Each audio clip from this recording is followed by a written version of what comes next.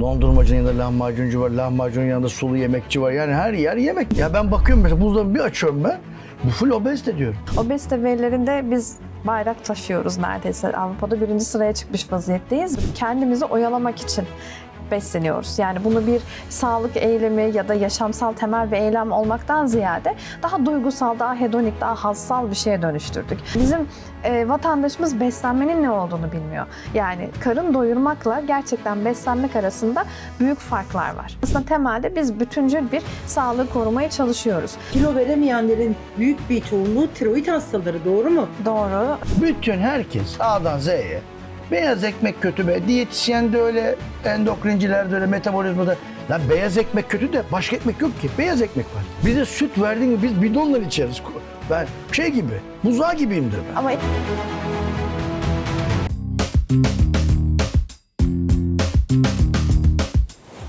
Efendim, bir uzman görüşü programında daha Profesör Doktor Oytun Erbaş'la birlikte sizlerle birlikteyiz. Umuyorum ki iyisiniz. Şahane bir konuğumuz var. Ankara'dan geldi. Hocamla da ilk kez bir aradalar. Doktor diyetisyen Elif Melek Avcı bizimle birlikte. Hoş geldiniz efendim. Hocam hoş geldiniz. Teşekkür İlk ederim. defa tanışıyorsunuz. hoş bulduk. Evet, çok heyecanlı. Ben Oytun hocamı zaten sosyal medyadan hep takip ediyorum. Açıklamalarını çok çarpıcı ve dikkat çekici buluyorum. Bugün bir arada olmak büyük bir keyif. Ne güzel. Aynı masada buluştuk. Benim için de aynı. Siz diyetisyenlerden, hoca diyetisyenlerden çok fazla hoşlanmıyor. Biz çünkü diyetisyenlerin arkalarından konuşuyoruz ama senin bir özelliğin var, doktorsun. Evet. Evet, yani doktoramı tamamladım. Özellikle de endokrin ve metabolizma hastalıkları üzerine çalıştım. Otoimmün hastalıklardan Hashimoto tiroiditinde beslenmenin etkilerini araştırdık. Ama ondan önce de yüksek lisansımı hep yine böyle saha araştırmalarında sağladım. O da kadın hastalıkları ve doğum üzerineydi. Gestasyonel diyabette beslenme müdahalesi ne sonuç verir diye baktık. Hani klasik diyetisyenlerin kilo verme, kilo alma üzerindeki etkilerinden ziyade beslenmenin gücünü aslında biz araştırdık. Ne güzel kız çalışıyor. Avrupa'da obezitede birinciyiz. Evet. Ya şimdi şöyle bir şey oldu. Şimdi yeni bir insan tipi ortaya çıktı. Bu da bir gerçek. Yani kilolu insanlar. Çünkü besinler artık çok lezzetli ve her yerde bulunabiliyor. Yani siz şimdi özellikle büyük şehirde yaşıyorsanız her yer yiyecek dükkanı, yani bunun farkındasınız yani. Dondurmacının yanında lahmacuncu var, lahmacunun yanında sulu yemekçi var. Yani her yer yemek dükkanı. Başka, ya biliyorsunuz en büyük şey bu. İnsan da ister istemez. Bir de aplikasyonlar var. Sürekli önünüze güzel şeyler çıkıyor. Bu sefer insan tabii yiyor. Tabii bir de yeme bir zevk noktası. Hani stresi baskılıyor.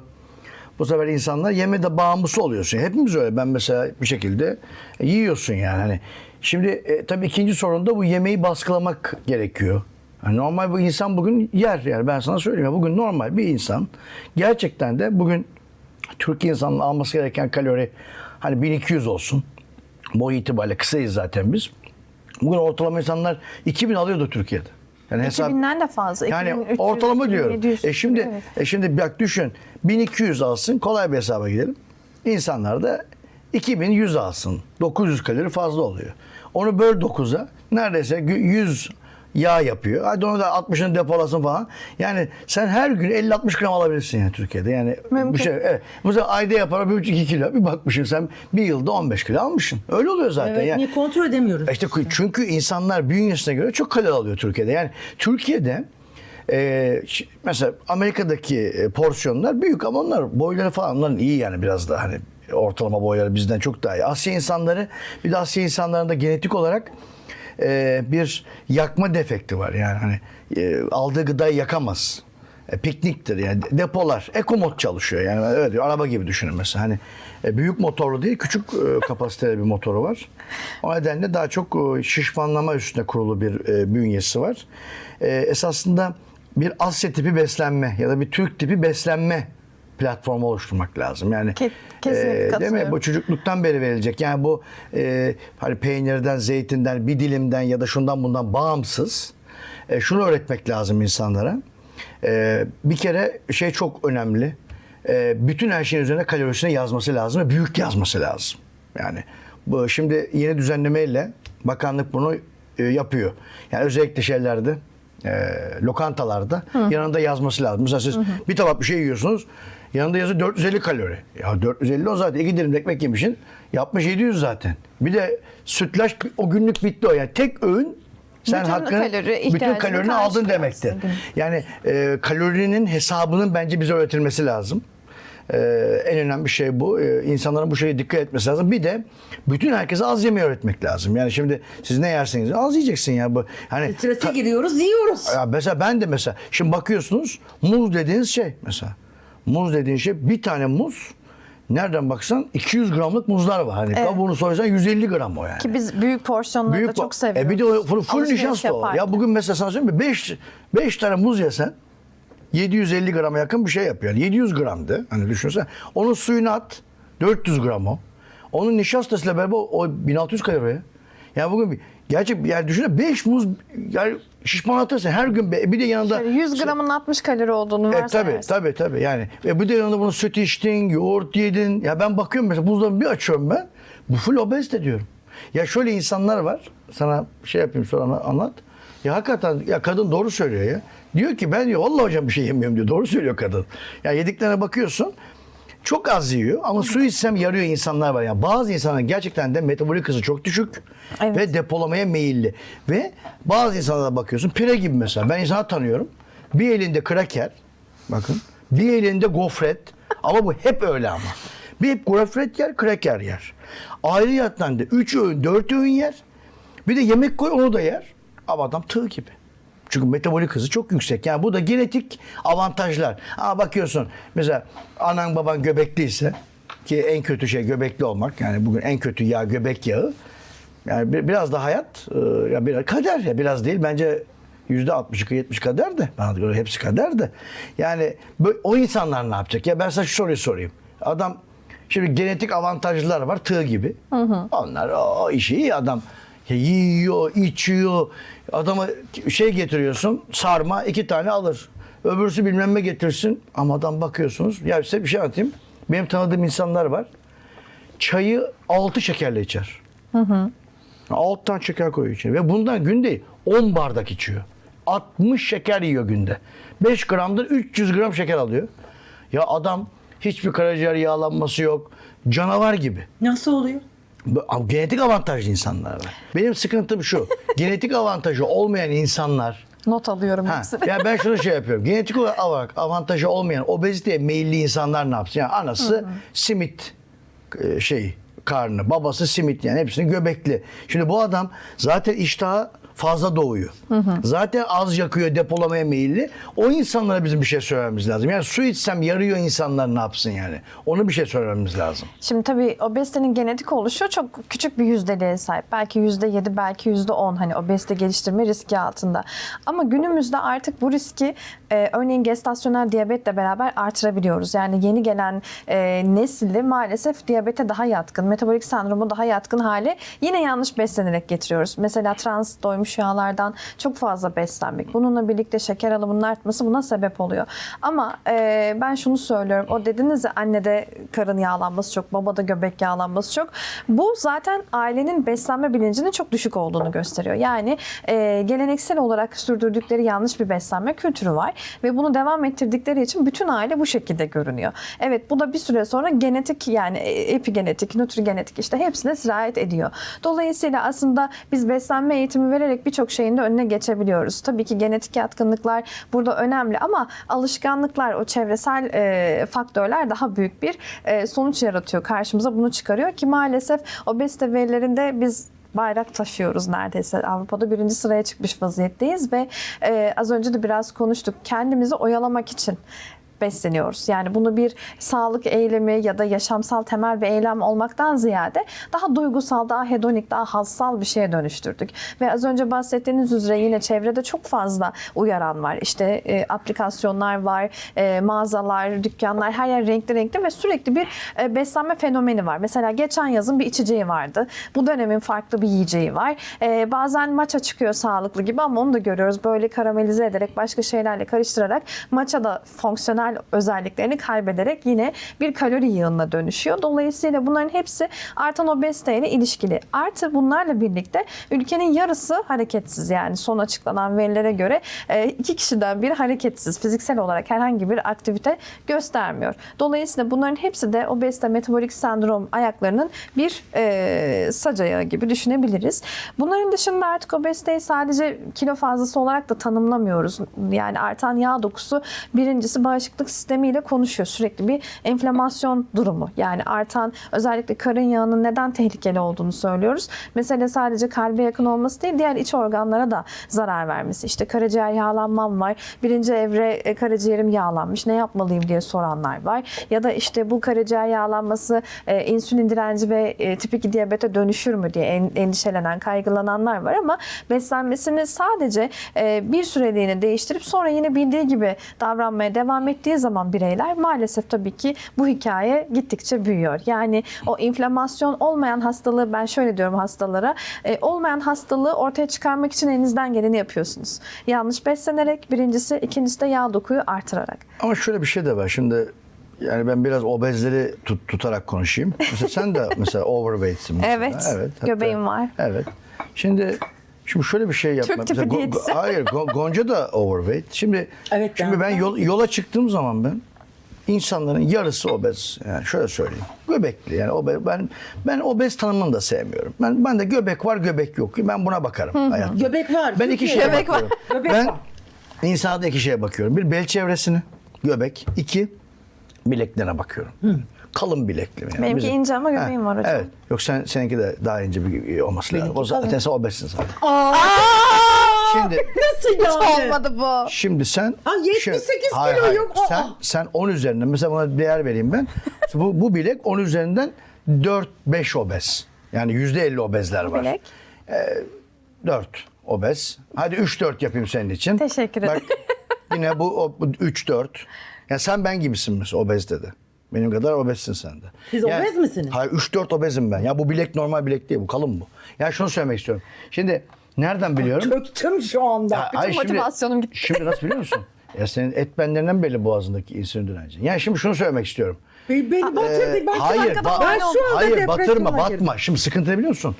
Şimdi bak, burada bir şey konuşacaksak birazcık da Gerçekleri konuşalım. Gerçekleri konuşalım. Şimdi Peki, burada konuşalım. polyanlacılık yapmıyorum. Şimdi Tamam. bir kere şöyle bir gerçek var. Bütün dünyada artık göbekli insanlar var. Bu bir. İki, insanların %30-40'ında, yarıya yakınında yağlı karaciğer var. Ama Çok göbekli yüksek. olmasa da var bu. Yani şöyle söylüyorum. Göbekli olmayan insanın en az %20'sinde 30'unda yağlı karaciğer. Bu da yanlış karbonhidrat tüketiminden Bak kaynaklı. dinle. Yağlı karaciğer olmakla göbek de aynı şey. Yani ben bugün yağlı Doğru. karaciğer geldiği zaman raporda göbeğin hiç anlamı yok. Zaten şöyle bir şey var. Göbek yağlı karaciğer yapıyor. Yani bu net. Yani göbekten biz yağlı karaciğeri biliyoruz. Ama göbek olmasa da yağlı karaciğer yeterli. Yani sen yağlı karaciğerin varsa sen obezitenin tüm risklerini taşıyorsun. Yani obezite ne yapıyor? Damar sertliği, kalp krizi, işte kanser riskinde artma, yaz altına işte inflamasyon, cart, zarsur. Ya şunu söylüyorum ben size. İç organ yağlanması çok fazla insanlarda. Bugün ultrasona dayayın. Benim elime bir sürü insan geliyor. Ben neredeyse günde bazen 5 tane, 6 tane insan ultrason yapıyorum. Eskiden binlerce yaptım. Yani ben radyocu ihtisası yaptım. Koyun probu. Hep grade 1, grade 2 yağlanması var insanda. İkinci sıkıntısı iç organların baktığın zaman böbrek çevresinde yağlanma da çok. Yani perirenal yağlanma, retroperitoneal. Yani bu simit arkaya doğru gidiyor. Yani adamın göbeği yok ama arkada toplanmış. Adamın simiti var esasında. Yani ne yok biliyor musun? Hani 90-60-90 diyorsa o beli yok. Mesela en ideal şey ne? O ince bel kadın. O yok ama o bitti o. Dünyada bitti o. Yani Avrupa'da da yok bu arada. Yani o eski şey yok. Ama şöyle bir şey var. Mesela Almanya'ya gidiyorsunuz. Almanlar işe bisikletle gidiyor, yürüyorlar. Hakikaten kadınlara bakıyorsunuz mesela. Almanya'da Avrupa Birliği'nin hepsinde var ama Almanya'da özellikle çocuğunu sepete koyuyor. Evet. Onu kreşe bırakıyor, kendi işe gidiyor. Sen bunu bu ülkede yaptıramazsın. Ya bu ülkede bir kadın çocuğunu önüne sepetine koyup kreşe bırakıp işe gitmez. Bu yani kadınların hepsi böyle. Doğru. Nasıl gidecek Nişantaşı'yla? Abi neden biliyor musun? Mecidiyeköy Çünkü arasında ama hadi ne be. var? Hayır. Şöyle bir şey var. Bisiklet yolu var. Türkiye'de bisiklet yolu yok. Yok. En büyük sıkıntı. Türkiye'de bisiklet yolu yok. O zaman sen bu ülkeye bisiklet yolu yapman gerekiyor. Çünkü böyle bir şey. Çünkü sıkıntı şu. Sürücüler bisiklet adamdan saymıyor. Siz yolda giderken hakikaten ölüm riski taşıyor. Türkiye'de kaldırım yok birçok yerde. Yani ben mesela yürüyorum bazen. Kaldırım yok ya. Ulan diyor, Ondan hakikaten. sonra nasıl 2 kişiden biri aktif olmaz? Hayır, sıkıntı şu. Ben mesela bazen şöyle yapıyorum mesela. Yola ters yürüyorum. Ulan diyorum, şey görsün bari. Hani oradaki sürücüler görsün diye. Gidişte geliş yürümeye çalışıyorum. Şimdi bunları da biz şey yapacağız. Yani bizim hayat tarzında bir kere Türkiye'de çok modifikasyon değişikliği lazım. Yani bu şöyle olmaz bu. İşte metroda yürüyerek çık. İyi bir fikir. Metroda yürüyerek çıksan kaç kalori yakarsın? Ben sana bugün söyleyeyim mi? Bugün akşama kadar aktif hayat geçirin. Yakacağınız kalori 200-250. Doğru Yani söylüyorsun. vallahi kaç dilim ekmek biliyor musun? 3 dilim ekmek ya. dilim. Lan akşama kadar çıktık, asansör kullanmadık. 3 dilim ekmek için mi? Evet, yani ben sana şunu söyleyeyim. Şimdi benim bir arkadaşım var. Bir gün bizim Türk HDL'si düşüktür yani. Türk erken HDL'si düşük. 39-40. Ha, bravo sana, tam o kadar. Bravo. Ben orada Türkleri biliyorum zaten. HDL'sine bakıyorum, sen Türksün diyorum. Bakıyorum, biraz yükseksiz göçmensiniz diyorum. Mesela bak bir kadın geliyor 80. Sen kesin diyorum işte göçmensiniz siz diyorum mesela işte ondan sonra. Şimdi biz arkadaşlar iddiaya girdik. Benim bir arkadaşım var, kadın doğumcu. Ya dedi Oytun dedi, bir ay dedi işte dağlara çıkalım, trekking yapalım. Biz bir ay abi. Ya şey gibi, keçi gibi her yere gezindik. Biz sonra baktık 41 olmuş. Dedim oğlum bu yalan. Gerçekten de şöyle bir şey söyleyeyim. Büyük bir laf söyleyeyim. Boğazı kısmadıktan sonra egzersizin metabolik sendroma hiçbir etkisi yok. Yani Doğru. şunu söyleyeyim. Boğazı kısmak 80 puan, egzersize 20 puan veriyorum. Ha biri diyor ki 70'e 30 ama asla 50-50 değil. Yani Tabii, kesinlikle boğaz, yani gırtlak kesinlikle egzersizden çok daha ön planda. Şimdi birinci soru şu. Biz şimdi söyledik ya, akşama da aktif kalıyorsun, 3 dilim ekmek yakıyorsun yani. Ya o adam o 3 dilim ekmeği çorbayla yiyor zaten. Şimdi sıkıntı şu. Biz insanlara bir şey söylememiz lazım. Şimdi şey çok kolay. Şimdi ben şöyle diyorum mesela. Diyorum ki şimdi 2 tane Oytun var. Biri Oytun Erbaş var. Bir de Oytun var. Oytun Erbaş doktor olanı. Ben doktor Oytun Erbaş dediklerini yapsam oho uçtuydum. Yapamıyorum ki. Ya ben de bir insanım sonuçta. Şimdi mutlaka yemek yiyorum mesela. Mesela bir şey geliyor, bazı et buluyorsun, yiyorsun, döner buluyorum, bazen yiyorum. İşte üstüne adam tereyağı döküyor. Hepsi döktürdüğü zaman ya diyorsun ki biz de şey bozmayalım şimdi, oradan çıkıntılık yapmayalım. Bir de ayıp oluyor Türkiye'de. Şimdi bir erkeğin çıkıp orada ya ben tereyağı istemiyorum. O hocam sen de var. Dök. Bu sefer ne yapıyorsun? Yemek yiyorsun ve bakıyorsun ki gerçekten de yağlanıyorsun. Yani ben mesela dikkat ediyorum. İlk önce sana şunu sorayım. Birinci soru şu. Şimdi insanlar evde yemek yapıyor ya da yapmıyor. Dışarıda yiyor. Pragmatik bir çözümümüz var mı yani? Bizim kaloriyi kısıtlamanın pratik bir çözümü var mı? Bize onu anlat. Yani biz mesela ben şunu diyorum mesela. Tabağın yarısı lifli olacak. Ne olacak? İşte brokoli olacak, sebze olacak. Kendin yapıyor mu? Hayır. Çünkü gittiğim yerde ne diyor? Ciğer yiyeceğiz diyor. Bir tatlım ciğer getiriyor. Dürüme sarıyoruz onu, yiyoruz biz. Ya da Urfa çekiyor, Adana çekiyor. Bir ortak lifli bir şey yok ki. Orada zaten şöyle İşte ne yapalım yani? Mesela biz gittik, bir öneri ver bana ya. Bir basit bir şey yap ki ben onu yapayım, bu iş bitsin. Ben işte önce yemekten önce su içiyorum falan filan böyle işte. Ama Hani bitmiyor bu kadar basit olsa. Hayır tamam, işte mideyi doldurayım diye su falan içiyorum mesela. Evet, bir önlem. Ondan sonra ama su da mideyi hemen terk ediyor. Yani o da böyle bir şey, güzel bir önlem değil. yani 10 dakika 15 dakika önce öğünden içilirse Ya içiyorum mesela. 2 bardak kadar. Evet ama şöyle bir şey var. değil. Bugün bir erkeğin midesi 2,5-3 litre, 4 litre alır. Koskoca midemiz var ya, şimdi ben gelmişim 49-50 yaşına. O mide büyümüş. Eskiden değilim ki ben. 20 yaşındayken mide küçük. Zaten yiyemiyordum. Bir de o zamanlar 20 yaşı şöyle bir güzelliği var. Hem metabolik olarak hızlısın. Vücut hızlı çalışıyor. Hem de miden küçük. 50 yaşına gelmişsin. Mide büyümüş. 3,5-4 litre neredeyse. Bir de metabolizma düşmüş. Tabii. Sen şimdi ben ne yesem yarıyor biliyor musun? Bak gerçekten. Bak ben bazen kendime bakıyorum. Oradan 2 tane böyle şey yiyorum mesela. Ekmek arası sandviç falan. Böyle birazcık onu, birazcık bu. Akşam 2 gün bir bakıyorum. Ya 70 gram artmışım ya. Ben her gün takip ediyorum kendimi. Ya diyorum ne yaptım ben ya? Gerçekten çok küçük yemekle bile o gram alınıyor. Yani sen, birinci soru bu. 50 yaşında 45 yaşındaki insanlar için demesi kolay ama nasıl biz kaloriyi kısıtlarız ya? Bana pratik bir önlem söyleyebilir misin mesela? Tabii ki Ben söyleyeyim. yapacağım çünkü yani. Tamam, anlaştık. O zaman bir ay sonra tekrardan Ha, evet. bunu değerlendireceğiz. Bir önlem mesela. Birinci soru bu. Şimdi şöyle, çok basit bir ifade gibi gelecek ama aslında sorunun çözümü eğitimle kalkıyor. Tamam, ben her şeyi yapacağım hadi. Tamam, anlaştık. Şöyle, sirkadyen ritme uygun başladığımızda, mesela güne protein ağırlıklı başladığımızda, o az önce bahsettiğiniz işte urfa çekiyorlar, şiş çekiyorlar, ister istemez canım istiyor ya da yağ döktürmemek mümkün olmuyor Sabahleyin diyorsunuz proteini ya. başlarsak mı? Evet. Kahvaltıda. Yani kahvaltıya proteinli başlayıp aynı zamanda kahvaltıyı da sabah 9'a kadar yapıp bitirmemiz gerekiyor. Tamam. Öyle öğlene kadar Bunu yapınca falan sarkmayacak. yani bunu yemeyecek miyiz yani? Şöyle, hedonik olarak açlığınız azalıyor. Birincisi. Nerede? Mümkün değil. Mümkün. Ben bak mesela Denersek ya mümkün. ben her şeyi denedim. Bak şimdi ben sana bir söyleyeyim mi? Ben mesela sabahleyin protein ne istiyorsun? Yumurta. Yumurta yedim. Protein ne istiyorsun mesela? Süt. Hadi sütü bile geç. Şey yedim, peynir. Peynir. Bak peynir, yumurta ve domates kahvaltısı yapayım. Tamam. Ben öğlen acıkıyorum yine. Ya da çok güzel döner varsa bir de şöyle bir şey Öğlen var. acıkıyorsun. Şimdi bak, Öğlen tabii ki acıkırsınız. Şimdi- Onda Ya sorun tamam, yok. öğlen sıkıntı ne biliyor musun? Yeme sadece, şimdi yeme 2 faktörle, 3 faktörle düzenleniyor. Bir tane yeme, kan şekeri düşüyor, acıkıyorsun. Tamam, iyi. Yağlar azalıyor, vücut diyor ki ye, acıkıyorsun. Ama bir şey daha var. Psikojenik bir yeme var. Hedonik açlık. Hayır. Psikojenik yemek, hedonik açlıktan daha önemli bir şey söyleyeceğim. Alışmışsın mesela, şunu alışmışsın. Bir yemeğe gidince ye. Yani bir yemeğe gidiyorsun şimdi. Mesela ben yemeğe gidiyorum, tokum mesela. Evet, tokum. Ama bir yemekler bir geliyor. Acıkıyorsunuz. Yani öğrenmişsin çünkü görsel olarak, koku olarak duyduğun anda yiyorsun. Peki izleyenlere şöyle bir şey ver. Mesela Dur Orçun sabahleyin, Hoca- dur sabahleyin. Ya dur. tamam, Şimdi sabah kalktık. Sabah başladık. Sabah kalktık Tamam. şimdi. Proteini bir kahvaltı yap diyorsun. Evet, sabah öncelikle proteini bir kahvaltı ama bundan önce de iyi bir gece uykusunun alınması lazım. Biz dünyanın en uykusuz ülkesiyiz. Yani dünya üzerinde en az uyuyan ya da en geç saatlere kadar ayakta kalan insanlarız. Çünkü bu uykuyu alamadığımızda melatonin, serotonin ve diğer o dinlenmeyi sağlayan hormonlar salgılanmadığı gibi iştahı yönetecek hormonlarda da dengesizlik başlıyor.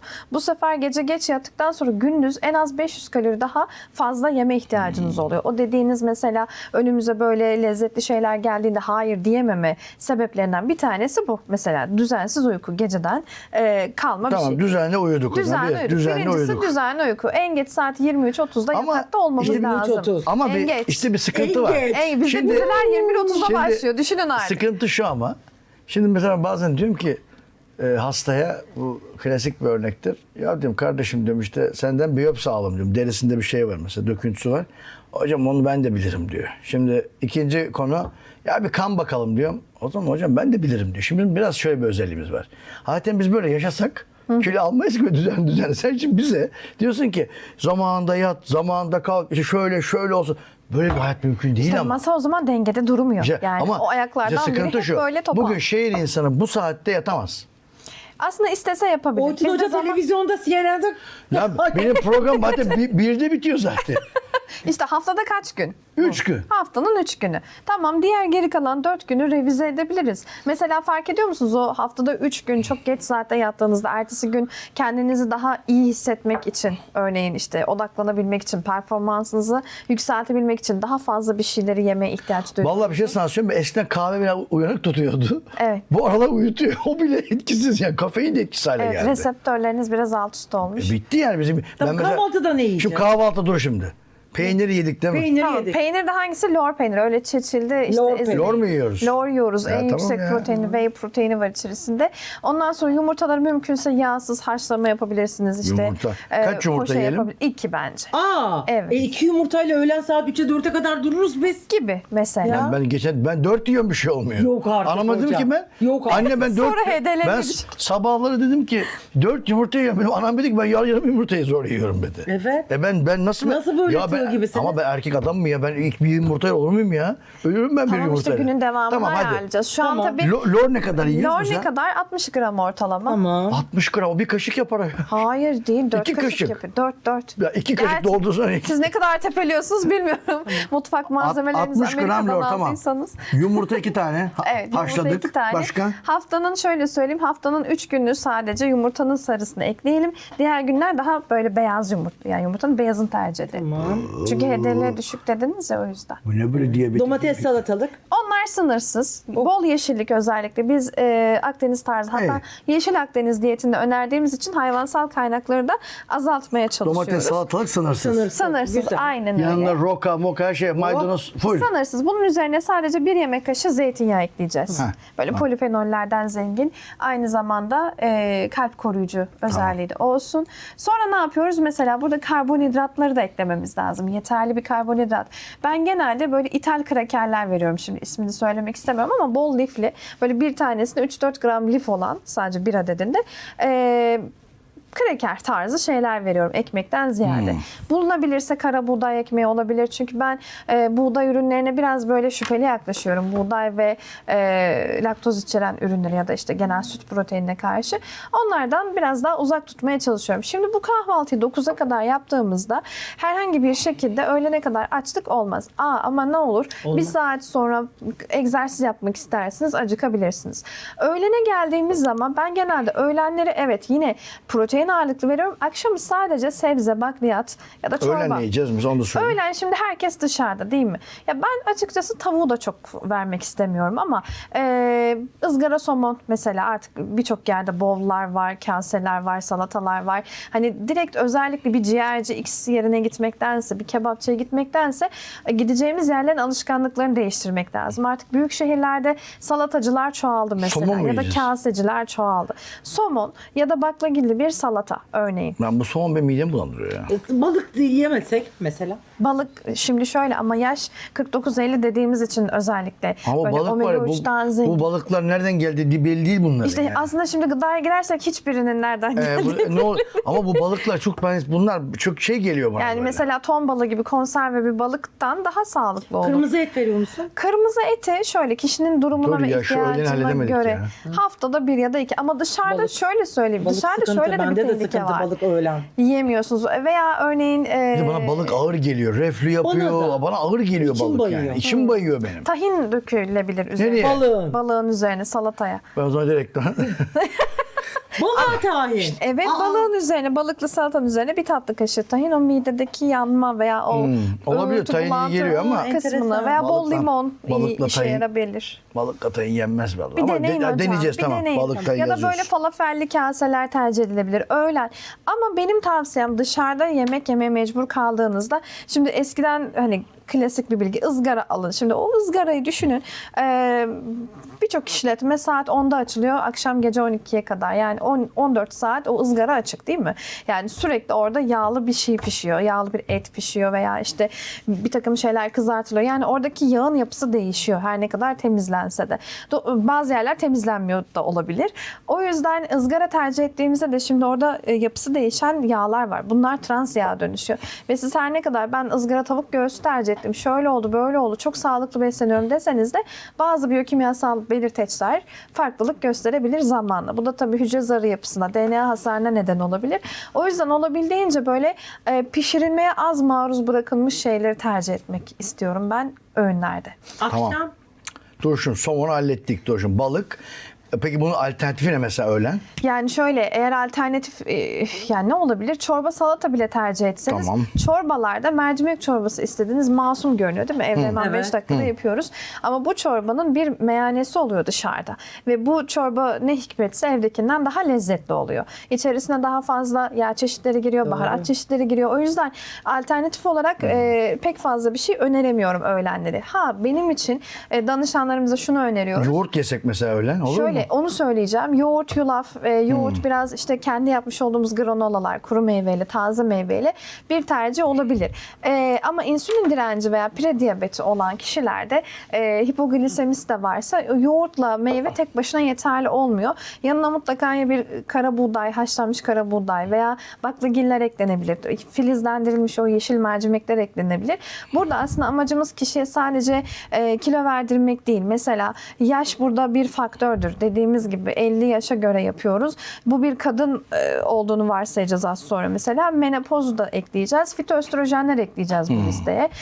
Bununla birlikte bazı fitoöstrojenler liften de zengindir. Mesela keten tohumu veya bakliyatlar değil mi? Onlar da hormon dengesine yardımcı olurken aynı zamanda bağırsak motilitesini de artırır. Prebiyotik özellik de gösterir gibi. Yani aslında temelde biz bütüncül bir sağlığı korumaya çalışıyoruz. Öğleden sonra bizim insanımızda en sevmediğim cümle şu: ben ara öğün yapmayı sevmiyorum. Şimdi ara öğün denilince sanki ayrı bir şey hazırlamaları gerekiyormuş gibi davranıyorlar. Oysa ki mesela biz bugün burada kahveli suyumuz var. Yanına bir şeyler getirseler elimize alıp atacaktık değil mi? Bu da bir ara öğün aslında. Yani hani sizin mutfaktan kapıya kadar giderken ki ağzınıza atıştırdığınız şeylerin hepsi bir öğün. Bu bir beslenmektir. O yüzden bizim vatandaşımız beslenmenin ne olduğunu bilmiyor. Yani karın doyurmakla gerçekten beslenmek arasında büyük farklar var.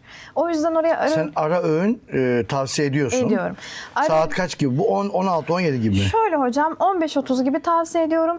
Eğer işten geç çıkıyorsak, akşam yemeği geç saatlere kalıyorsa saat 15.30 ile 17.30'da 2 tane ara öğün veriyorum. Akşam yemeğinde olabildiğince böyle sebze ağırlıklı. 15.30'da bir tane. 15.30 ve 17.30'da veriyorum hocam. Şimdi şöyle bir tabii yaklaşımı benim de gittiğim yer soruyorlar. Mesela ben şunu söylüyorum. Şimdi mesela bazıları bir günde bir öğün yemeği tavsiye ediyor işte. İşte bazıları şey der, işte az sık yenmelidir der. Mesela ve bunun arasında hani böyle uçurumlar, fark var mı? Metabolizmaya göre değişiyor. Mesela herkese tek öğün olmaz. Ben bunu çok iyi biliyorum. Herkese ara öğünde bazen gereksiz olabiliyor ama şöyle bir gerçek var. Şimdi insan bu ketotik diyetler falan başladı ya, bu keto diyet. Günde bir defa yiyor, işte 18 saat, 16, 15 saat aç kalıyor. Sen buna ne diyorsun mesela? Şöyle, herkes için uygulanabilir değil. Keto diyetlerde genelde yağ ve protein, özellikle de yağlar %90'ını oluşturuyor bu diyetlerin. Ama kısa süreli. Şimdi bazı popüler olan diyetler aslında kişiye 4-6 hafta uygulandığında evet güzel sonuçlar almasına yardımcı olur. Kişiyi motive eder, daha fazla kilo verme isteğini uyandırır, iştahı keser. Kişi aynada kendine baktığında, şimdi bu o kadar katmanlı bir iş ki siz liste hazırlıyorsunuz ama bunu uygulayacak kişinin motivasyonu ve enerjisi çok önemli. Onu daha fazla kilo vermeye teşvik edebilmek için de onun bazı o ödül doyum noktalarını beslemek gerekiyor.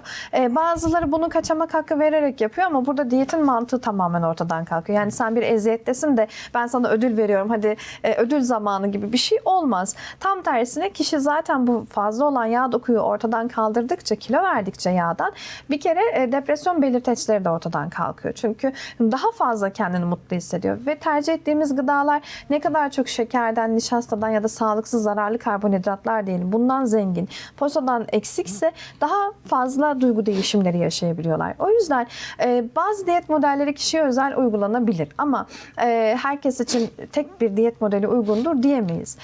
Yani şöyle, yani moda şeyler mesela Carnivore vardı geçen sene mesela. Şöyle mesela bana en çok sorulan şudur Her mesela, yılın hani dönemi. keto diyet, işte mesela keto diyet şu. Hani millet basıyor yağı ve aç kalıyor yani adam. Öyle bir diyet. Şimdi mesela biz keto diyet eskiden işte böyle hala veriyoruz, işte epilepsi çocuklara, psikiyatrik hastalıklara, evet. işte bipolarlara falan iyi gelir. Evet. Çünkü beynin normalde yakıtı şeker ama şeker hızlı yandığı için biraz sapıttırabiliyor. Evet. Ama beyni keton yakmaya alıştığın zaman, keton olduğu zaman sakin ve stabil bir kafa yapısına sahip olursun. Doğru. Onun için biz keto diyetleri böyle, ama keto diyet de şöyle bir sıkıntısı var. Keto diyet verip şişmanlayan da çok. Mesela biz çocuklara veririz. Anne yağ verir. Mesela ne veriyoruz? Biz tereyağı veririz. Çocuk tereyağı yer. Epilepsi çocuklar şişmanlar. Yani şöyle bir şey var. Keto diyet uygulayanlar 16 saat aç kalıyor. Yağ yiyor.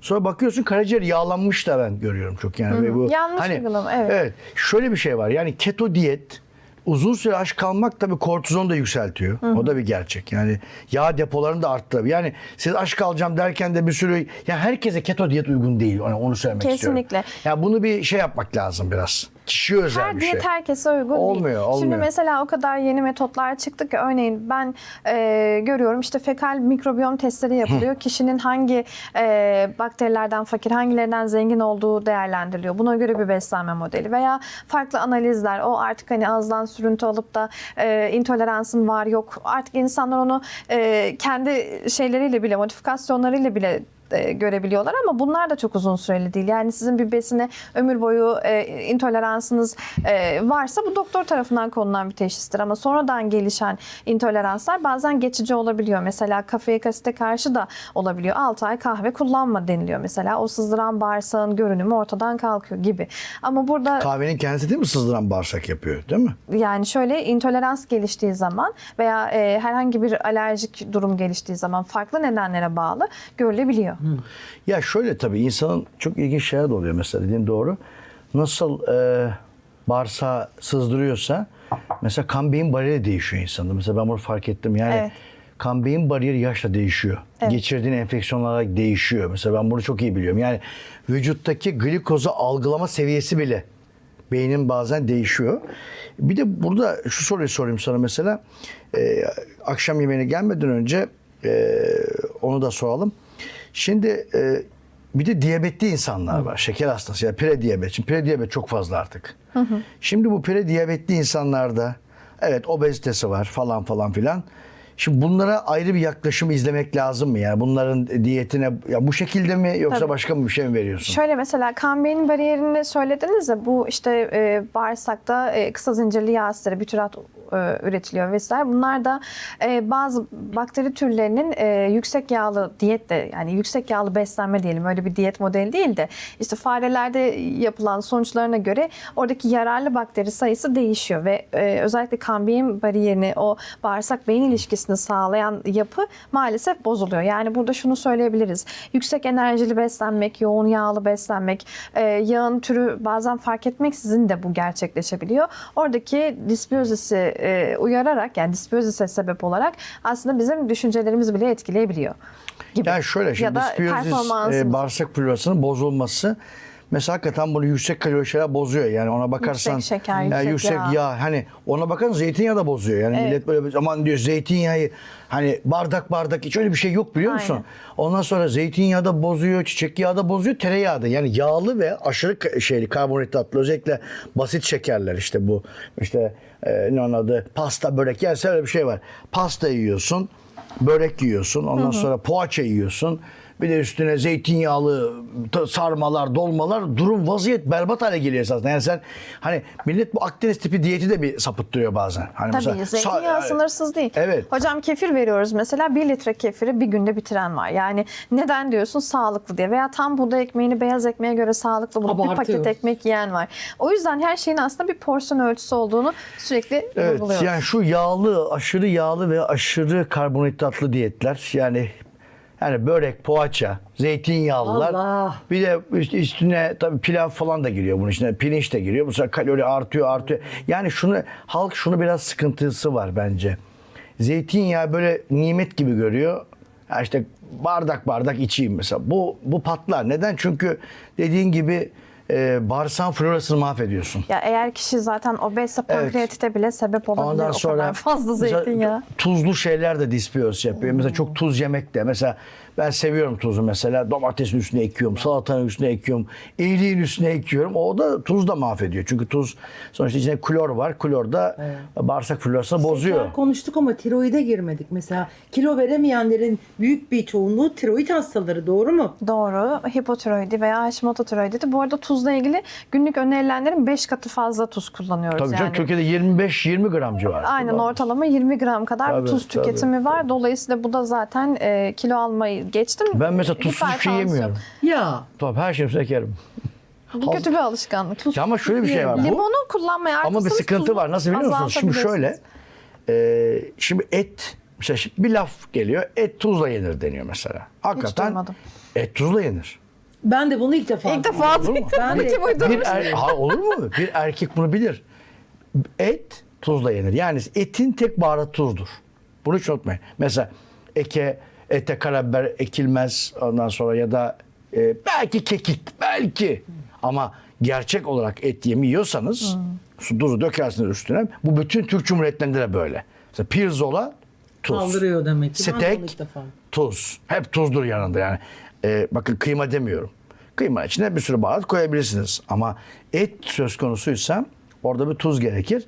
Tabii biz de bunu yani bazen hatta öyle tuzlu oluyor ki bazen bu da böyle bir şey olarak Abartıyor. şan şeref olur yani. Hani Allah Allah. Tabii bu kadar tuzlu yemek de yani öyledir. Yani bunu da Bilmiyorum, ben size ben söyleyeyim de hani. Yeni bir bilgi. Hayır ben çünkü biraz gurme olduğum için yani ben çok boğazına biraz düşkünümdür yani. Gittiği her yerin özellikle mutfaklarını anlatıyor hocam. Tabii. Ya bir de beni her yere götürüyoruz. Hocam işte burası şu ye hocam falan diye biz de yiyoruz. Mesela Yiyor da nereden belli oluyor acaba? yani İyi koruyorsun. Metabolizması. Metabolizması hızlı ve sürekli 24 saat çalışıyor. neyse biz şu konuya gelelim. Tiroidden bahsedelim hocam. Tiroidden bahsedelim. Çok önemli bir konu. Evet. Çünkü tiroidi olup kilo veremeyenler var. Şöyle, evet, hipotiroidide özellikle işte o TSH, T3, T4 dengesinin bozulması kadınlarda belirgin bir şekilde diyelim hızlı kilo artışına sebep olabiliyor. Bazen bu hipotiroidi lipödemle de beraber görülebiliyor. Biliyorsunuz artık lipödem neredeyse birçok kadında tanısı olan bir durum ve birçok kişi belki kendinden şüpheleniyor ama hangi doktora gideceğini bilmiyor. Biz genelde kalp ve damar cerrahisine yönlendiriyoruz kadınları. Tiroidle beraber hızlı kilo artışında vücudun farklı bölgelerinde belirgin artışlar görülebiliyor. Bunun aslında sebepleri başta hareketsizlik demek istemiyorum ama tiroid metabolizması yavaşladığı zaman bizim onu bazal metabolizmayı destekleyecek şeylerle artırmamız gerekiyor. Bunların başında da egzersiz.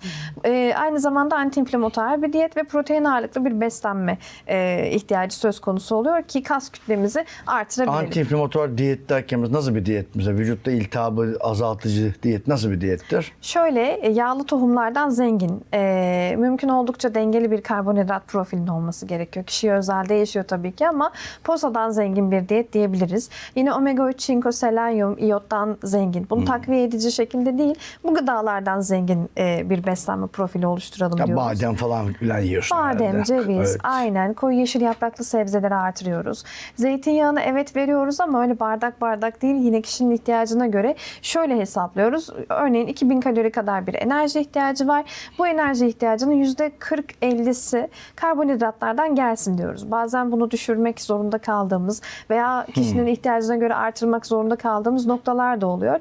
Enerjinin yarısını karbonhidratlardan verdikten sonra örneğin %12-15 veya %18'lik bir enerji dilimini proteinlerden, geri kalan 30-35'ini de yağlardan verelim diyoruz. Ama burada vermiş olduğumuz yağlar maksimum %10'u, yani %30-35'in %10'unun yağlardan gelmesi, doymuş yağlardan gelmesi lazım. Geri kalanların çoklu ve tekli olarak bölünmesi lazım. Aslında bu noktada biz az önce tereyağını konuşurken söyleyecektim. Tereyağı kötüdür demiyoruz. Kişinin sağlık profiline göre günlük bir tatlı kaşığı veya bir yemek kaşığı tereyağı yemeklere eklenebilir, ekmeğin üstüne sürebilir ama kişinin beslenmesini doğru analiz etmek Bir tatlı lazım. kaşığı mı?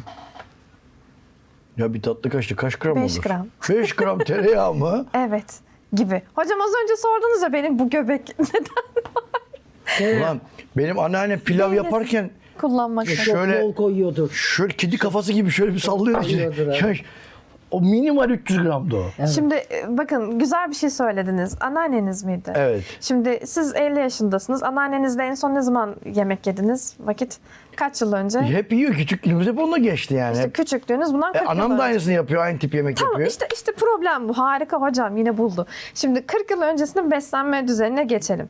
Eskiden insanlar neyle daha çok tokluk sağlıyordu? Ekmekle değil mi? Ekmek, Her tereyağı, şeyin peşine işte, ekmek. tabii. Çünkü ekmek eskiden besleyiciydi. Yani ekmekte ihtiyacımız olan o tokluğu sağlayabiliyorduk değil mi? Hani bir şehir ekmeği, bir köy ekmeği. Şu andaki peki şehir ekmeğinin sıkıntısı ne peki? Onu sorayım sana. Birincisi liften zengin olmaması. Yani lif yönünden çok fakir. Dolayısıyla bu sizi hızlı acıktırıyor, hızlı yağlandırıyor. İnsülini hızlı etkiliyor. Yani içinde kepek yok falan filan. Aynen öyle. Yani peki işlenmiş bir o zaman şöyle bütün bunu böyle diyorsun. Siz diyetisyenler karar alın. Bunu götürün. Sunun her yere. Bütün ekmekler lifli yapılsın. Keşke. Değil mi? Ha, evet yani bir şey yapın buna. Yani şu an Yoksa 2026'da Şimdi- bunun olması gerekiyor. Neden? Bak neden biliyor musun? Çünkü şimdi sen fırıncının rafında o ekmek var. Ne yiyecek adam? Ve kısa zamanda tokluk da sağlamıyor. Şimdi halk şöyle diyor şimdi. Bütün herkes A'dan Z'ye beyaz ekmek kötü be. Diyetisyen de öyle, endokrinciler de öyle, metabolizmada. Lan beyaz ekmek kötü de başka ekmek yok ki. Beyaz ekmek var. En uygun Pide fiyat var. alınabilen şey. Ya, şimdi bak, bugün- değiştirilmesi gerekiyor. Adam 3 çocuğuna 5 çocuğuna bakan ya da akşama kadar inşaat çalışan insanlar var. Adam kalorisini nasıl alacak? Eve giderken bakar 3 tane ekmek alıyor adam. Bir de yoğurt alıyor. Adam onu yiyor. Sen şimdi diyorsun ki beyaz ekmek yeme. Ne yiyecek peki? Şimdi toplumun ihtiyaçlarına göre bu değişiyor. Tam olarak ondan bahsediyordum. Dediniz ya işte biz çocukken anneannem bu kadar yağ atardı. Evet. Çünkü onların o dönem bu enerjiye ihtiyacı vardı. Yani teknoloji bu kadar gelişmiş değildi. Tarımla uğraşıyordu. Peki belki beyaz ekmek uzun neden yol- çözülemiyor mesela? Ya onu bana söyle. Şöyle beyaz ekmeğin çözülememe sebebi değil. Beyaz ekmek şöyle hızlı bir enerji ihtiyacını karşılıyor. Kısa süre doygunluk Evet. sağlıyor. Sonra tekrardan acıktırıyor. Yani o sadece alışılmış bir kültürden ibaret şu an. Yani beyaz ekmek tercihini Beyaz ekmek yani eskidi mi yani?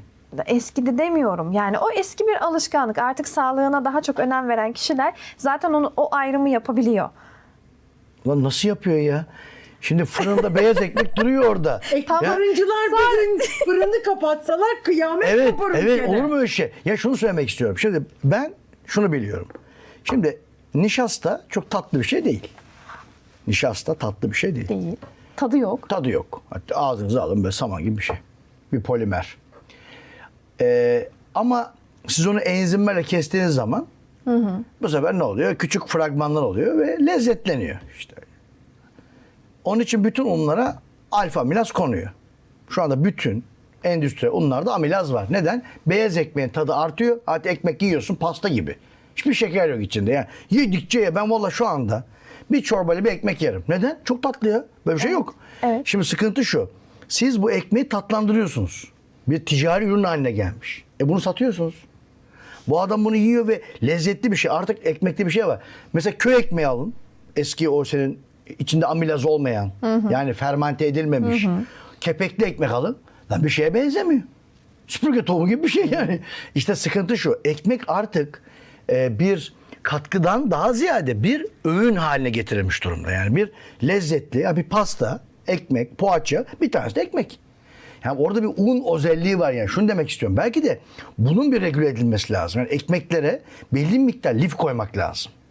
Bunu bütün Türkiye'de yapmak. Yoksa Bak bu hiç konuşulmadı televizyon ekranında bunu ve yapmak lazım. dijital Yoksa platformda. biz bunu ben mesela bazen gerçekten de ben kaç yıldan beri ekmek yemedim hiç. Ama mutlaka gidip pide yiyorsun. Nereye yiyeceğim? Bu yanında bir alışmışız biz. Ya mutlaka o ekmek ya da pide türevi o unu yiyorsun demek Ondan da istiyorum. aynen o mesele sadece ekmekte de sınırlı değil. Mesela bu beyaz unla yani bahsetmiş olduğumuz un türeviyle diğer unlu mamuller de üretiliyor. Simidi var, işte Ramazan pidesi var. Bak, Bugüne evet. kadar hiç kepekli bir Ramazan pidesi gördünüz mü? Mesela yok. Neden?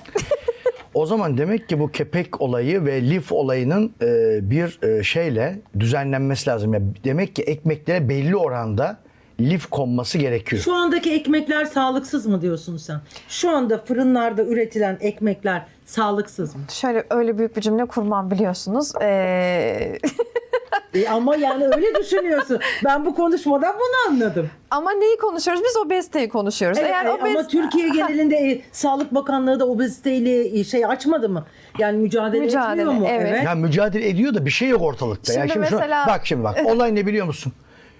Bu diyetisyen şuna indi bu olay. Obezite olayı. Ona baksa. Çok yürüyün. Merdivenlere çıkın. Asansör kullanmayın. Boğazınızı kısın. Bunun obezite önleyemezsin. Önleyemeyiz. Heh. Ben böyle demiyorum zaten. Hayır öyle değil. Ya böyle bir şey var. Hani bütün kamu spotları da böyle. Ha, evet. Bu böyle ben bunu olmayacağını biliyorum. Bu sadece yoğurdun kaymağını almak gibi Bravo bir şey. sana. Evet. Ya kadın diyor ki bana hocam diyor gerçekten ben yemiyorum diyor. Gerçekten yemiyor biliyor musun? Ben insanlar biliyorum. Evet. 100 kilo 110 kilo adamın yediği gerçekten kuş kadar. Evet. Bir de diyetisyene gitmiş falan filan iyice kuş kadar olmuş. Daha Ama da kötüsü ne? Diyor ki işte diyetisyen bana günde 7 dilim ekmek verdi. Hadi al buradan yak. şimdi sıkıntı biliyor musun? Şimdi şöyle her diyetisyen farklı olduğu gibi şöyle bir şey var. Her diyetle kilo kaybedemiyorsunuz. Evet. O zaman Yani- metabolizmayı tanımak Ya bir dakika. gerekiyor. Neden kilo cerrahisi çıktı kardeşim? Neden bariyatrik cerrahi çıktı? Kilo veremediği için insanlar. Neden çöpe atıldı. neden GLP iğneleri çıktı? İğneler. Şu anda herkes iğne kullanıyor. Ya bak sana söyleyeyim mi? Sonuçlarını çok merak ediyorum. Böyle sessizce bekliyorum sadece. Bekle bak şimdi bazı şeyleri ben sana şunu söyleyeyim yani bir şey olarak onu da geleceğiz sonunda. Şimdi burada bir çözüm oluşturmamız lazım. En azından çözüm oluşturmasak bile bir fikir edindirmek lazım. Ben sana şunu sormaya çalışıyorum. Sen bu işin doktorasını yapmışsın sen.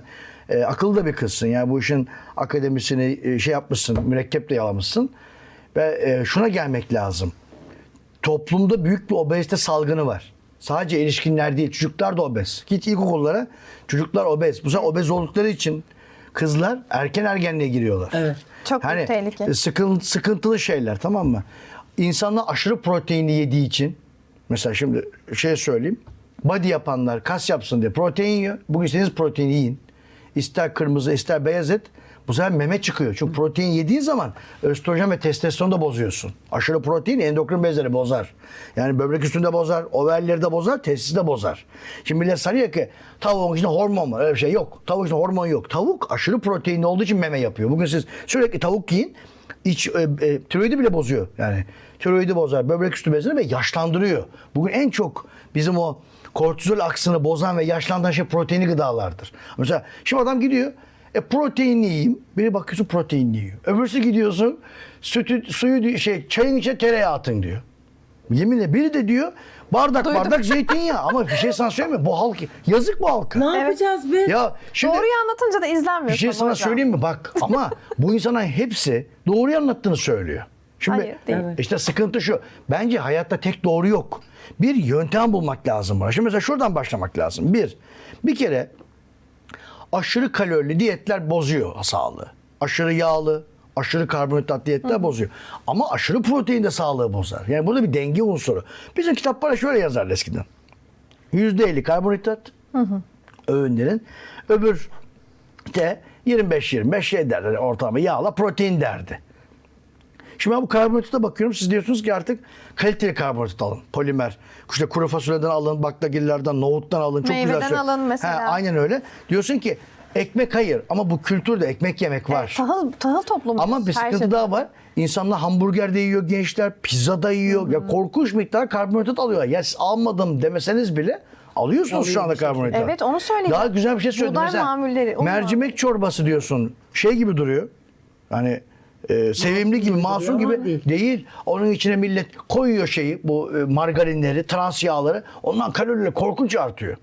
Bir şey sana söyleyeyim mi? Bu ülkede 1990'larda ben 78 doğumluyum. 12 yaşındayken bütün televizyonlarda margarin reklam vardı.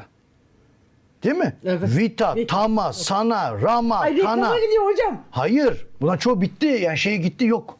Ve bunlar margarin sattılar. margarin. Hatırlıyor musunuz?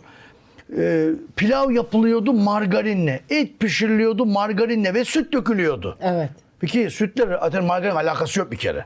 Bir kere margarinler şeyden yapılır. Sıvı yağların endüstriyel hidrojenle doyurulmuş halleridir. Süt nerede? Süt yok. Yani Doğru. margarinde süt yok ama süt dökülüyordu.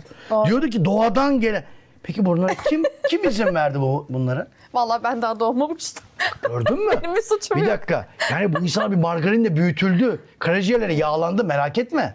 Yani burada her şey böyle biz konuşalım böyle. Mıy. Hikaye bunlar. Hikaye işte. Orijinal bir özelliği nedir? Ortadan dalmasıdır. Çalıyor ortadan dalar. Sen bu. Ne olacak şimdi? Peki bir sıkıntı Ben öyle var. Bir konuşamam. dakika. Hala margarin var. Var. Dünyada da var. Var. Her yerde margarin var. Niye Bakın, o kadar pump edilmiyor? şimdi bakın ben size bir şey söyleyeyim mi? Amerika'da margarin çıktı. Tam 5 sene sonra bütün Amerika kalp krizi geçirdi. Ve Amerika şunu dedi. Margarin kalp krizi yapıyormuş. Günaydın. Herkes bypass oldu. Bunlar kaç kuşağı biliyor musun? 90 kuşağı. Çünkü margarinler 84 yıllarına çıktı. Tam 5 sene sonra insanlar nasıl patlı tavuk gibi öldüler ya. Ve sonra margarinden insanlar işte trans yağ falan bir de üstüne yazmaya başladı. Trans yağ içermez falan filan diye. Ne içermez? Bugün yine trans yağ kullanılıyor. Her yerde var. Var. Peki ne yapacağız? Söyle bakalım. Mesela bisküvilerde yok mu trans yağ? Vardır mutlaka. Vardır Var. mutlaka vardır. Evet. Yani Ama onun bir şeyi var böyle bir sınırı var etiket ya bilgisinde yer adam alan. çaya banıp yiyor mesela şimdi düşün. Ama çaya bandığın zaman durduramazsın kendini. Ya şimdi Ayşe teyzeyi ne yapayım ben şimdi? Ya kadının bir tane zevki var. Ya kadıncağız yazık Evet. var. Şimdi ya gıda olayı o kadar ilginç bir olay ki. Şimdi Çok katmanlı. çok katmanlı bir olay. Yani şuna gelmek istiyorum yani bıdı bıdıları bırakalım. Şimdi sizin tereyağı diye yedikleriniz ne kadar tereyağı? Hocam baktığınız zaman içtiğimiz su bile su değil yani.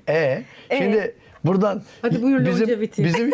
bizim Yavuz Dizdar'ı şimdi şey yapıp site edeyim o diyor ya tavuk değil zeytinyağı. Ama ona geliyoruz. Adam doğru Günün söylüyor sonunda esasında. öyle, evet. Günün sonunda öyle. Yani Günün şunu sonunda söylüyor. öyle. Biz işte kötülerin arasından evet. iyileri yani iyi Evet. besinleri ayıklamaya çalışıyoruz. Evet, doğru Ben söylüyorsun. meyve sebzeyi Yo artırmaya ben çalışıyorum. bak sen Bak sen iyi bir kızsın. Mesela ben sana şunu söyleyeyim mi? Sen gerçekten mürekkep yalamışsın. Yani sen iyi bir diyetisyensin. Sağ ol. Ondan sonra profesyonel bir kızsın bu konuda. Doktora yapmışsın. Aferin sana hani şey hakkında. Güzel şeyler yapmışsın. İşte benim de derdim şu. Ben halkı temsil ediyorum burada. Haklısınız. Ben de şimdi diyorum ki ya kardeşim yiyeceğiz, içeceğiz ya. Bir tane zevkimiz var ya. Benim bir tane geçenlerde mesela biz endokrin kongresine gidiyoruz mesela. Ya orada 100 kilo doktor var, 110 kilo doktor var. Adam metabolizma uzmanı 100. Ya bizim bir abimize sordum. Ya abi sen de neden dedim kendin dedim metabolizma uzmanısın. Ya Oytun dedi bir ağzımız var zevk aldığımız olacak hani karışma. Ay Şimdi işte. yani Ay, esasında yani insan yemek içmek bir şey sana söylüyorum. Bu hayatta hani ben bir gün mecbur hizmete gittim Tokat'a. Dediler oturdum kahveye bir gün. Adam dedi ki ne iş yapıyorsun sen dedi bana. Ya dedim ki işte ben dedim öğretmenim ben doktorum demem. Çünkü doktorum dedim herkes başım ağrıyor gıçım ağrıyor başladım. Adam dedi ki bana ya dedi işte bir şeyden bahsediyoruz böyle ama şey konular işte orası ağrıyor burası ağrıyor. Birisi dedi ki oradan bir amcanın biri öbür amcaya ya dişin var yiyeceğin var dedi nokta dedi. Şimdi gerçekten yani ben yemeği içmeyi bir hayat gayesi olarak da görüyorum. Güzel bir şey ya yemek, içmek. Şimdi mesela ben sabahleyin peyniri yedim lor. Bu ben böyle bakmam bu diyeti kaç gün yapıyorum biliyor musun? Ama bu çok güzel bir Hayır, kahvaltı. tamam da- Daha Hiç diyet gibi öğüne değil tamamlamadık yani. biz. Daha Mesela yarım zeytin kaldı. koymadık. Akşam Tamam ara öğünleri koyacağız. ara öğünleri koyduk. Şimdi Ara tam- öğünde ne veriyorsun? tam mesela Şimdi ben- bak sabah yedik, öğlen de yedik. Evet aklımda Bak orası. ben şimdi sabahleyin lorumu yerim hadi tamam aldım. Domatesimi de yedim. Tamam. Güzel bir Sınırsız kahvaltı. Şimdi mesela tamam. yumurtaya girsek diyeceksiniz ki yumurtada şöyle bir gıda böyle. Şimdi Boş ver ona girmiyoruz. Öğlen de çorba değil. Yoğurtla yoğurt, bol yulaf. aldık kase Mesela aldık. bir adam mesela bir diyetisyen çıkıyor yulaf diyor at yemeyin diyor. Ay, çok saçma bir ifade. Yulafta bir kere beta glukan var. Hem antioksidan özelliği var hem yüksek posalı. Peki diyor bunlar. Yani Peki bak bir şey sana söyleyeyim mi? Ve bu insanlar il geziyor. Herkesi dinlemeyecektir o Ama zaman. bir sıkıntı var. İl Nasıl geziyor. besin seçiyorsak Ya bir yiyeceğimiz dakika kişileri şimdi seçmemiz o beni gerekiyor. dinliyor buradan. Duyuyor. Diyetisyenler hepsi tanıyor beni. Çünkü ben diyetisyenleri biliyor. Onlar, ya bu hani var ya biz 5 kişiyiz birbirimizi biliriz muhabbeti. Herkes beni de biliyor. Ben de onları biliyorum. Umarım ben bakış açınızı değiştirebilmişim Bakın. bu mesleğe karşı. Bakın. Benim işim benim şey diyeyim ki ben. Hani kadir mutlak değilim ki 5 yer şaşar. Ben sonuçta bir tıp doktoru, tıp okumuş biriyim. Hatta geçenlerde Google'a Oytun Erbaş yazdı ama şöyle yazar. Nerede şey yapmış? Ege Üniversitesi Kütüphanesi. Öyle yazıyor. Yani nerelerde bulunmuş? Yani. Ya tıp fakültesi demiyor benim için. Allah Allah. Ege Üniversitesi Kütüphane çok doğru söylüyor. Ve onu bile bilmiş yani. Hakikaten ben kütüphanede çıkmayan bir adam. Çok okuyan bir adamdım ben eskiden de. Bu şeylere karşı merakım var. Şimdi eskiden tabii biz bu diyetisyen yokken bypass olmuşlar. Diyorduk ki işte yağsız dana eti ye. Ondan sonra işte biliyorsun koyun eti yeme derdim. Kaymak yok derdim. Mesela işte trigliserit olmasın diye kaymak yok. Ondan sonra çok tereyağı yemeyeceksin. Biz de bu işi yapıyorduk yani. Biz de söylüyorduk işte ondan sonra.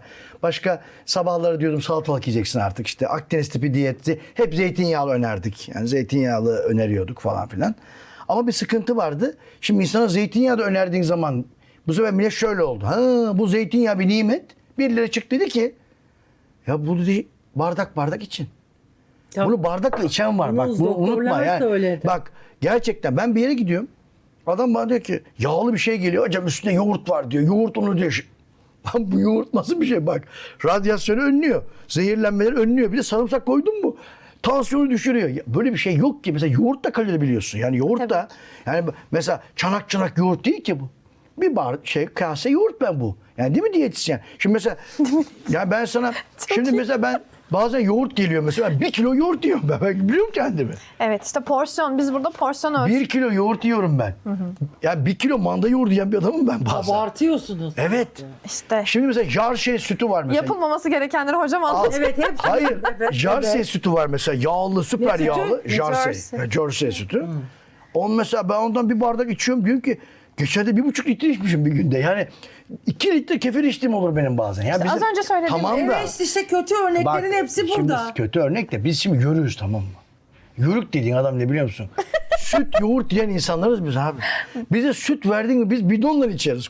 Ben şey gibi, buzağı gibiyimdir ben. Ama işte yine nereye geliyoruz? 40 yıl önce buna ihtiyaç vardı. Şu an buna ihtiyaç yok. Peki atamız böyle beslenmiş Tamam, bizim. atamız gibi yaşamıyoruz ama.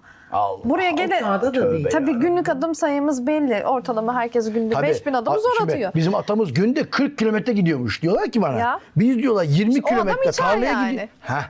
Bak Şu an biz içemeyiz. çok güzel bir nokta. Diyorsun ki Tam ona geliyordum konu. ben yapmasam oraya gelemezsin sen. Ben usta televizyoncuyum. Şimdi o zaman sen şunu diyorsun. Diyorsun ki insanlar eskiden bir ekmek de yerdi. Sütünü de içerdi, yağlı, kaymağı da yerdi ama ona göre de bir kalori yakımı vardı. Kalori Aynen öyle. harcaması vardı. Ona göre bir kas kütlesi var. İnsanlar eskiden kas kütlesi iyiydi. Çok da yakıyordu. Evet. 2500, 3000 hikaye yakıyordu bunu. Ama şimdi biz hımbıl, hantal olduk şehir hayatında. O nedenle bizim bu kalorileri artık öyle 1 kilo değil, kaseye doğru gitmemiz lazım. Sadece kalori hesabı da değil, Bravo. aynı zamanda besinlerin içeriklerini de iyi bilmemiz lazım. Mesela polifenollerden zengin olacak. Biz her gün çeşitli şeylere, maruziyetlere maruz kalıyoruz. Bunlardan bir tanesi endokrin bozucular mesela. DNA hasarına sebep oluyor.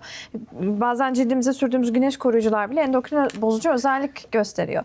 Veya işte her gün içtiğimiz o kahve bardakları, işte BPA'sız etiketi olmayan plastikler, gıda ile teması olan her şey buna sebep oluyor. Onun dışında hava kirliliği. Mesela havadaki mikroplastik oranı yüzde kaç ya da bize ne kadar sirayet ediyor? Bunları bilmiyoruz. İşte çevresel bütün bu maruziyetleri en aza indirebilmek için doğru gıdaları seçmemiz gerekiyor. Yani en önemli söyleyeceğim şeylerden bir tanesi mesela karaciğer akşam saat 21'den sonra detoksa geçiyor artık. Yani bütün vücudu süpürmeye, silmeye başlıyor. Siz o evrede yoğun kalorili herhangi bir şey yani illa Bu yemek sabah kadar olmak bize şu zorunda değil. anda kayısıyla kiraz yiyorum mesela. Mesela. Aa, Tabii herhangi canım ben gece 11'de bir otururum gece 5'e kadar kiraz yerim ben. Bütün Mesela sağlıksız şeyleri hoca söyledi. sonra hocam diyor ki benim niye göbeğim var? Mesela bunlardan hariç ne Bu olabilir? hakikaten ya bugün yemin ederim böyle bir şeye girdim ben ya. Tribe. 21'den sonra yemek yok mu yani? 21'den sonra yemek yok. Hatta yani normal son olarak. öğünü de akşam 6-6.30'da bitirmekte fayda var. Çünkü neden? O karaciğerin detoksifikasyonu yapma sistemi bir kere Alzheimer'a karşı da koruyucu özellik Biz gösteriyor. gece seninle Bütün gidiyoruz. kronik. Bütün ekip 8.30'da yemeğe bir başlıyoruz. 1'e kadar orada ne varsa. bütün sağlıksız Orada şeyleri. bütün bak gofret. Ondan sonra küçük sandviçler. Ubur yiyoruz onları. Hatta mümkünse şöyle de diyoruz. Sirkadiyen ritme göre günlük almamız gereken enerjinin 2'sini saat 16'ya kadar alalım, bırakalım. Saat 16'dan 19'a kadar da geri kalan 1/3'ünü tüketelim. Ve bu sadece enerji hesabı da değil. İşte bunu meyveden mi alıyorsun, etten mi alıyorsun? Ben önce bunu yapmam için nuska yazdırmam lazım. Bak. O kadar. Bak o kadar. Bak nuskayı asacağım ben. Bak gerçekten ben böyle yapabilirim bunu. Ben şimdi bir hocaya gideceğim önce. Diyeceğim hocam bana bir tane nuska yaz. Gerçekten söylüyorum. Zayıflama doğası çıkar. Bence çok güzel Hayır bir çünkü diyet nuska verdi. hem zayıflama duası hem de içine şunu yazdırmam lazım. Onu hatırlayacağım ben. Yani diyeceğim ki 21'den sonra yok. Hatta bana elektrikli kelepçe takacaksın. Hani öyle tırnak yeme kelepçeleri Ama var ya. Ama 20 gün İsterseniz hocam. hocam. 20 gün. Bakın herkes için CNN'e gitmeyin. Mesela 20 alışma süreci 20 gün gerçekten. 20 Hani günde alışır mıyım ben buna? alışırsınız. Abi çok güzel bir diyet. Alışırsınız. istedin. Akşam ne verdin? Akşam neye verdik? Akşam ne veriyoruz? Ha, şu ara öğünlerden iki ara yiyeceğiz. öğünü söyleyeyim. Heh. Ara öğünlerden bir tanesinde kefir veya kıvas. Kıvas içeceği verelim. O ne ya? Probiyotikli. Pancar kıvas. Kıvas ne ya? Kıvas hocam pancardan elde edilen fermente bir içecek. Bunu evde de yapabilirsiniz. Ekmekten veya pancardan. Ben pancardan olanı Nasıl tavsiye yapıyoruz ediyorum. bunu? Şöyle kapatıyorsunuz. Biraz içine şeker atıyorsunuz. Su ekliyorsunuz. Pancarları doğruyorsunuz. Ondan sonra 2 gün bekledikten sonra karanlıkta o bir içeceğe dönüşüyor veya hazır olarak da alabilirsiniz. Kıvas. Evet, kıvas aynı zamanda karaciğer detoksuna da yardımcı bir içecek. Özellikle akşamları saat böyle 8 civarında bir çay bardağı kadar düzenli kullanımda sizi gençleştirir, damarları yeniler gibi özellikleri var. Bunun dışında Ek bir şey daha. saat 17.30'da da bir meyve vermek isterim. Orada ama kabuklu bir meyve. Mesela muz glisemik indeksi yüksek bir meyve Muz ama olmaz. Kabuklu bir elma, kabuklu bir armut. Aynı zamanda o meyveyi tüketirken mesela elimize alıyoruz, ağırlığını hissediyoruz. Isırıyoruz, çiğniyoruz, görüyoruz, yediğimizi görüyoruz, bittiğini görüyoruz. Ortalama bir 5 dakika o meyveyle değil mi temas halinde oluyoruz. Yani gıdayı görüp algılayıp ona göre besleniyoruz. Ama örneğin bu 150 kalori ise orta boy bir elma. Biz 150 kalorilik bir gofreti hapur hapur saniyeler içinde tüketiyoruz ne yediğimizi anlıyoruz. O an bir şekerimiz yükseliyor. Hedonik hazzımız tatmin ediliyor. Hemen kısa süre sonra da daha fazla bir açlıkla karşımıza çıkıyor ve daha fazla yeme isteğimiz oluyor ama meyve öyle değil. Yediğimizi anlıyoruz. Bunun yanına da yine bir böyle yağlı tohum eklemek istiyorum. Ceviz olur, badem olur. Çünkü bunlar yağlar ve doğru karbonhidratlar yani lifli yiyecekler uzun süre tokluğu destekler. Saat 19-20 civarında akşam yemeği hani sizin planınıza göre hazırladığımız için normalde öyle çok doğru olmaz ama daha böyle sebze ağırlıklı. Ben diyorum ki patates, havuç, mısır, bezelye bu 4 sebzenin dışındaki sebzeler bizim için sınırsız. Bu sebzeleri pişireceğiniz zaman bir yemek kaşığı zeytinyağı koymanız yeterli. Patates, havuç, bezelye mi? Evet, bir de mısır. Bunları Nişasta. Nişasta içeriği Nişasta. yoğun olanları çıkarıyoruz. Onun dışında mesela kabak, semizotu, patlıcan, geriye ne sebzeler kalıyorsa bunları da bir yemek kaşığı zeytinyağıyla pişirip tuzsuz istediğiniz kadar yiyebilirsiniz diyorum. İsterse 4 tabak yemek yesin. 4 tabak kabak yemek. sınırsız mı kabak? Sınırsız. Bunları da güzel prebiyotik özelliği Semiz de olması sınırsız. için sınırsız. Patlıcan? Evet, tam yörük yemeği oldu. Bak bu Soğan, yapılabilir. sarımsağı. Bu da sınırsız olduğu Aynen. için. Soğanı, sarımsağı böyle hafif domates rendesiyle kavurup Salça ne zeytinyağında. diyorsun sen? Salçadan ziyade domates rendesi hocam. Ya bizimki salçasız yemek yapmaz Ama ki. salça kullanılabilir herhalde. Ama salça şimdi... Kullanılabilir de domates rendesi daha... Ama salça daha güçlü. iyidir mesela çünkü orada beta karoteni daha yüksek onun falan, ne diyorsun? Şöyle likopeni de yüksek ama işte şöyle onu domates rendesiyle açığa çıkarırsak likopen daha çok Ama salçanın ortaya da çıkar. iyi ama. İyi ama salça hem yağlı hem tuzlu katkılı. O da bekliyor. Ya ev salçasına bir şey Ev diyemem salçası ama diyorum ben. tamam ev salçasından Ev 1-2 salçası. yemek kaşığı yine koyabilirsiniz. Ve bu yemekleri hazırlarken biz prebiyotik özellikle inülini açığa çıkarıyoruz mesela. Dolayısıyla o annemizin, ben şunu söylüyorum. Tencere yemeklerinden uzaklaştık, obezite arttı. Çünkü o tencere yemeğini yaparken kullandığımız malzemeler doğal olmasını falan geçtim. Uygulama açısından pişirirken ne yapıyor?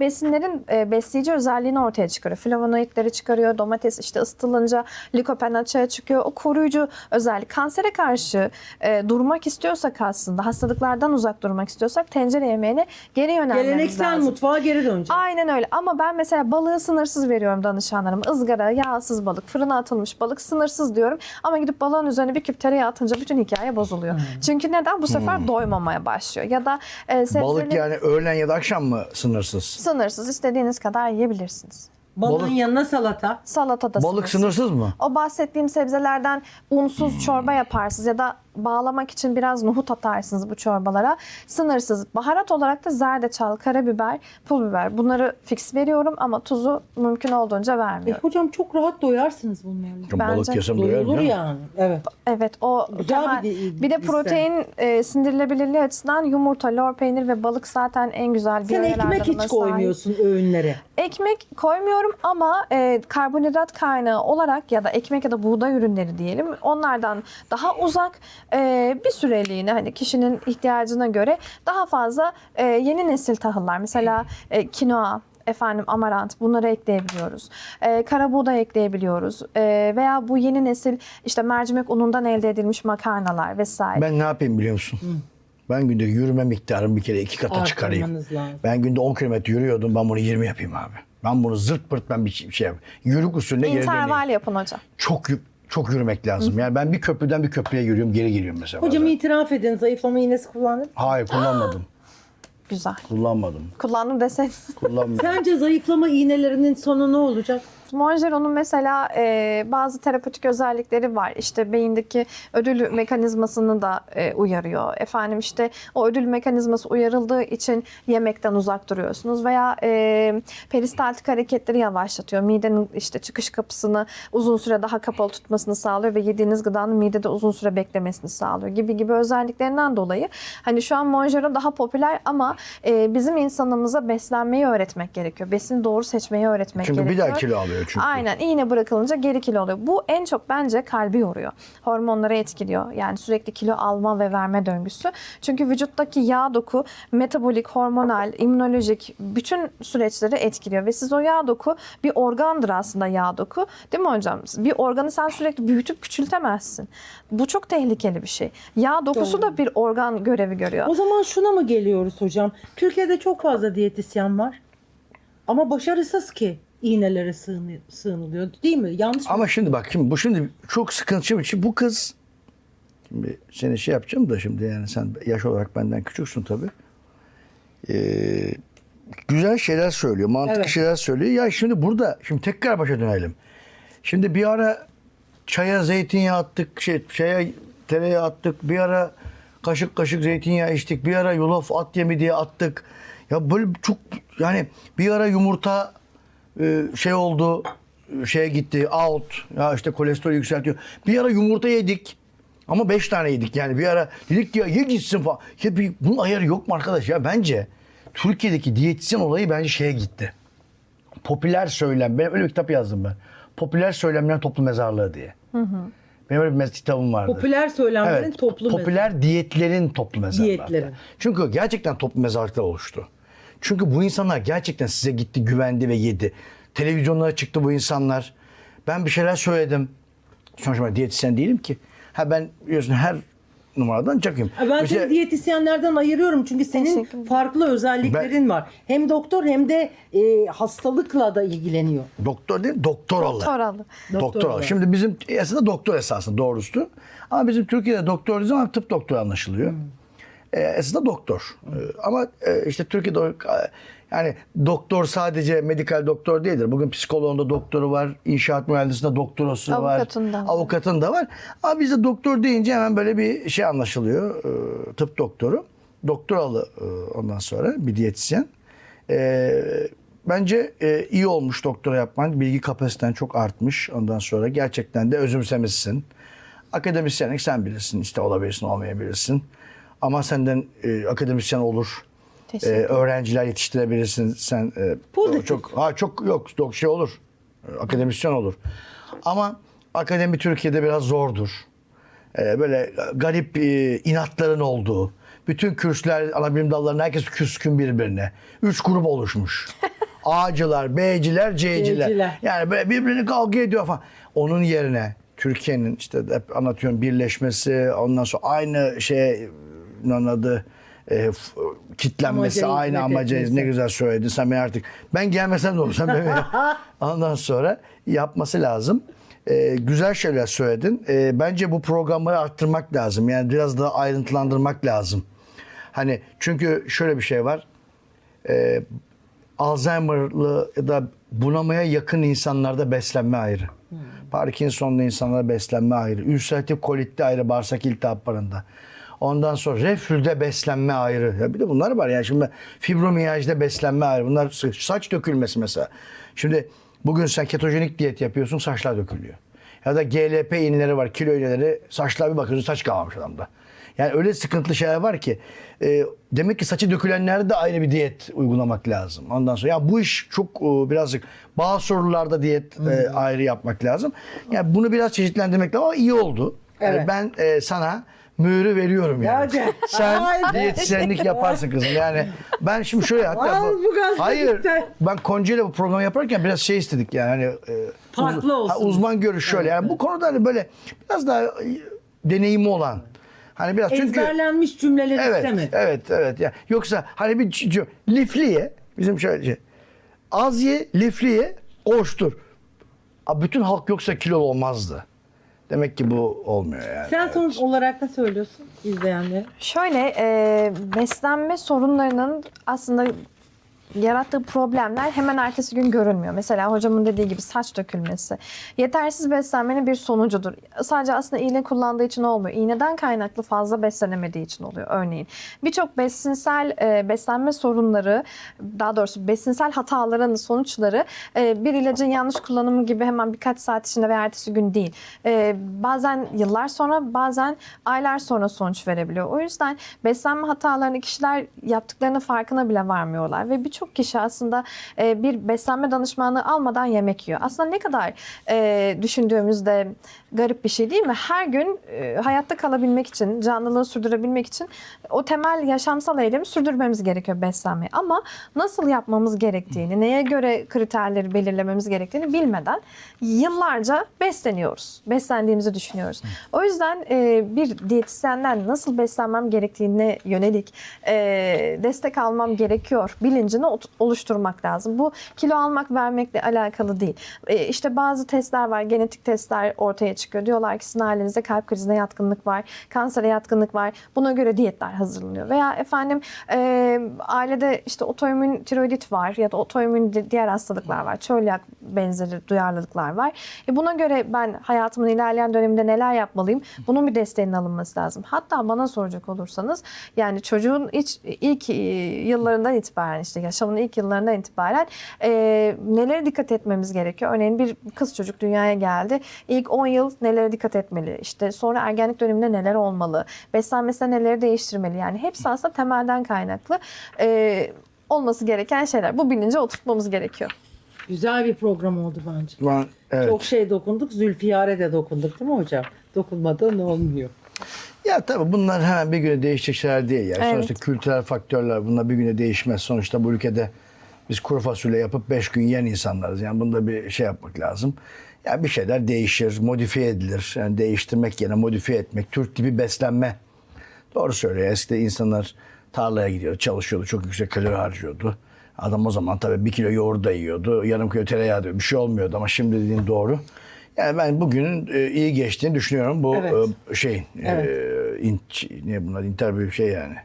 Bu sohbetin iyi geçtiğini düşünüyorum. Ben de öyle Evet. düşünüyorum. Elif bizim için geldi efendim. Onu şimdi bize izin veriniz bir Ankara'ya uğurlayalım. Haftaya da yine sizlerle birlikte olacağız. Görüşmek üzere.